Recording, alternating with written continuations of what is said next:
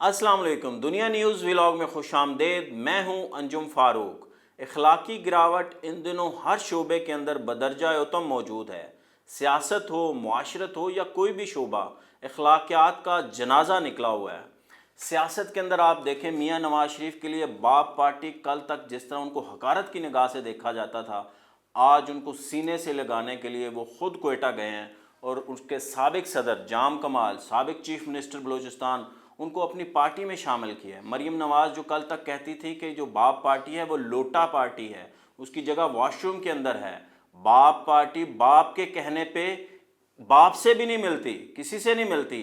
उनको आज अपनी पार्टी, उनके लोगों को आज अपनी पार्टी में शामिल किया गया है।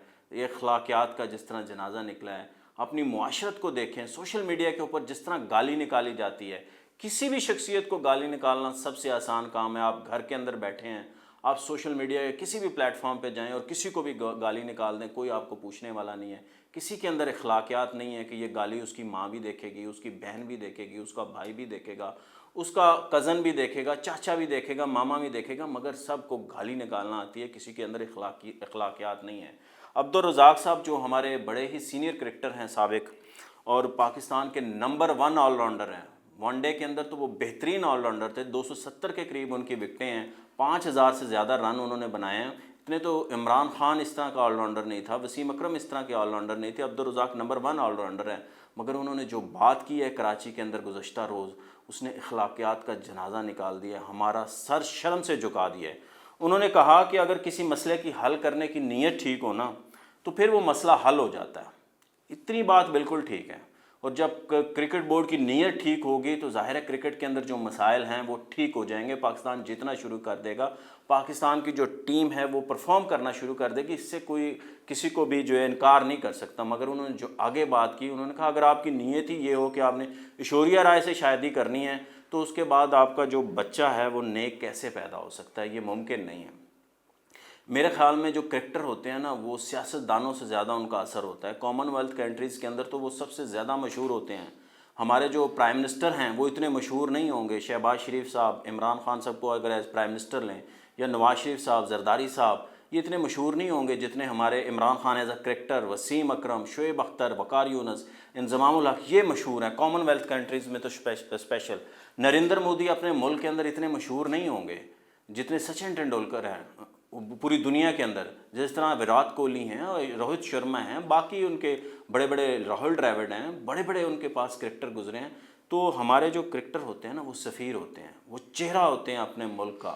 वो नुमाइंदगी करते हैं पूरी दुनिया के अंदर। जिस तरह से अब्दुल रज़ाक साहब ने बात की है, उन्होंने एक माँ की तज़लील की है, बहन की तज़लील की है, उन्होंने बेटी की तज़लील की है, बीवी की तज़लील की है। ऐश्वर्या राय हिंदुस्तान की नहीं, पाकिस्तान की भी, जो पाकिस्तानी उनको बहुत लाइक करते हैं, उनकी फ़िल्में देखते हैं, वो सुपरस्टार हैं।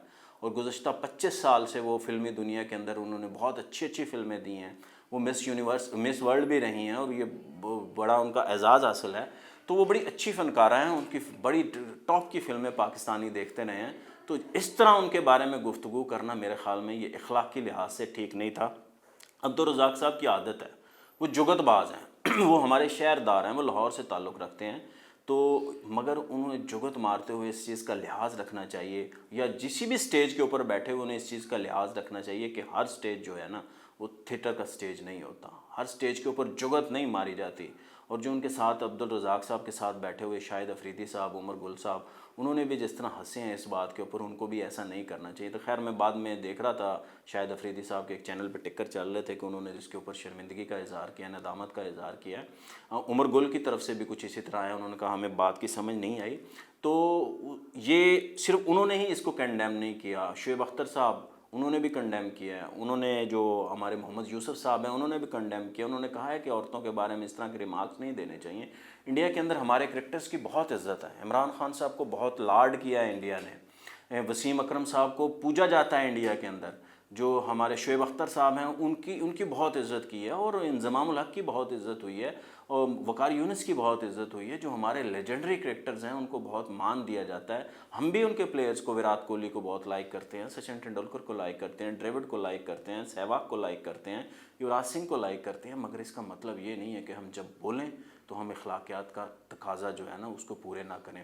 عبدالرزاق صاحب آپ کا ایک خود کا کلپ ہے حقیقت یعنی کہ شو کے اندر آپ نے اسی طرح کی کوئی اپنے بارے میں بات کی تھی، کوئی 4-5 چیزوں کی افیئرس کی بات کی تھی، تو کیا اس کے بعد یہی بات آپ پہ بھی اگر لگائی جائے، کوئی شخص لگائے، تو کتنی بری بات ہے، ہونا نہیں چاہیے اس طرح سے۔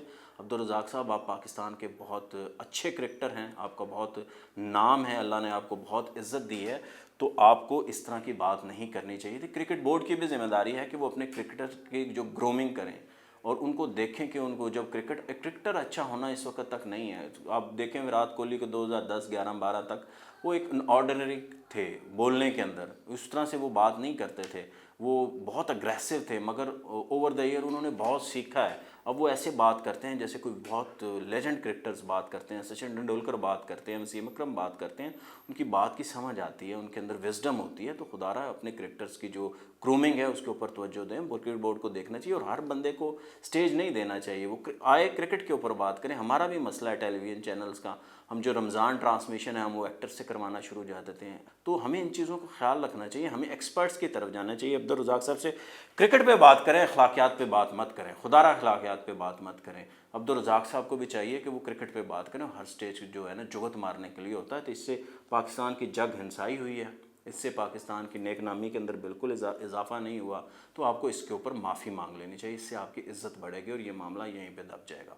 دوسرا جو سیاست کے اندر ہو رہا ہے، میاں نواز شریف صاحب کل تک اخلاقیات کے تقاضے پورے ہو رہے تھے اور کہا جا رہا تھا جناب ہم تو ووٹ کو عزت دوں گے، ہم تو لوٹوں کو نہیں کریں گے، لوٹوں کی جگہ مریم نواز صاحبہ کہتی تھی واش روم کے اندر ہوتی ہے۔ اب خود میاں نواز شریف صاحب بلوچستان گئے ہیں اور وہاں پہ باپ پارٹی کے جو بانی صدر ہیں اور چیف منسٹر رہے ہیں 3.5 سال بلوچستان کے، باپ پارٹی کی طرف سے ان کو جو ہے نا سینے سے لگایا، ان سمیت لوٹوں کو اپنی پارٹی کے اندر شامل کیا ہے۔ جام کمال جام یوسف کے جو ہے نا بیٹے ہیں، جو 2002 سے 2007 تک کاف لیگ کے مشرف دور کے اندر جو ہے نا چیف منسٹر تھے، ان کے دادا بھی جام قادر تھے، وہ بھی چیف منسٹر ہیں، تو بہت بڑی فیملی ہے۔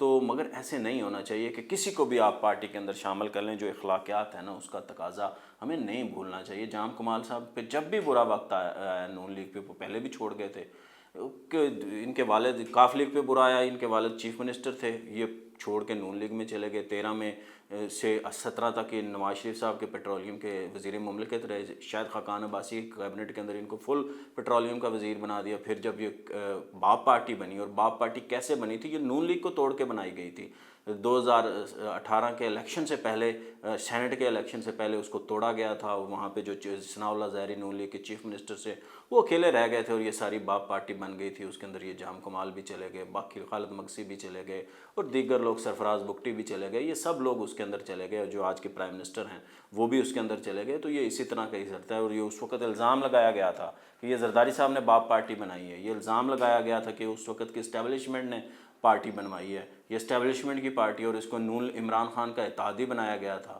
عمران خان کے ساتھ بھی یہ بیٹھے رہے، پھر ان کی ظاہر حکومت ختم ہوئی تو یہ شہباز حکومت میں شامل ہو گئے، اور اب یہ اتحاد بننے جا رہا ہے۔ اب یہ چیف منسٹر تھے جام کمال صاحب باپ پارٹی کی طرف سے بلوچستان کے، مگر انہیں کے اپنے ہی لوگ ان کے خلاف ہو گئے اور ان کو پارٹی صدارت سے بھی ہٹا دیا، ان کو چیف منسٹر شپ سے بھی ہٹا دیا۔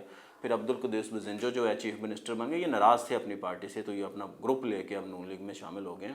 تو کوئی اخلاقیات کو بھی دیکھنا چاہیے، شارٹی میں شامل کرتے ہوئے دیکھنا چاہیے۔ جب بھی برا وقت آتا ہے تو یہ لوگ چھوڑ کے چلے جاتے ہیں۔ عمران خان پہ برا وقت آیا انہوں نے چھوڑ دیا، نون لیگ پہ برا وقت آیا اس وقت چھوڑ دیا، کاف لیگ پہ برا وقت آیا انہوں نے چھوڑ دیا، اب پھر آئندہ اگر نون لیگ پہ برا وقت آئے گا تو یہ لوگ چھوڑ کے اسی طرح ہی نکل جائیں گے، یہ رکنے والے نہیں ہیں۔ بلاول نے بھی اس کے اوپر تنقید کیا، انہوں نے کہا کہ اپنی سٹرینتھ پہ کھیلیں، آپ کسی اور کے کہنے کے اوپر، مینجمنٹ کے اوپر آپ جا کے لوگوں کو شامل مت کریں۔ پنجاب میں دیکھیں، لاہور میں دیکھیں کیا ہو رہا ہے، لاہور میں ان کی مقبولیت کم ہو رہی ہے نون لیگ کی، تو پیپلز پارٹی بھی وریڈ ہے۔ پیپلز پارٹی نے چونکہ یہ پودا لگایا تھا، یہ پارٹی بنائی تھی، زرداری صاحب نے بنائی تھی، اور ان کے بہاف پہ جو سمرو صاحب ہیں وہاں جا کے ملتے ہوتے تھے، اور جو انہوں نے سارا مینیج کیا گیا تھا زرداری صاحب کے میں، اور زرداری صاحب اس کا کریڈٹ بھی لیتے ہیں۔ بلاول صاحب کو یہ گلا ہے شاید اندر ہی اندر، زرداری صاحب چاہتے تھے باپ پارٹی ان کے ساتھ مل جائیں، انہوں نے پچھلے دنوں بلوچستان میں دورے بھی کیے تھے، ثناء اللہ ظاہری وغیرہ کو شامل بھی کیا تھا، اپنی پارٹی کے اندر شامل کیا تھا، تو یہ ساری چیزیں اب وہ وہاں پہ وہ چل رہی تھیں۔ اب ان کو وہاں پہ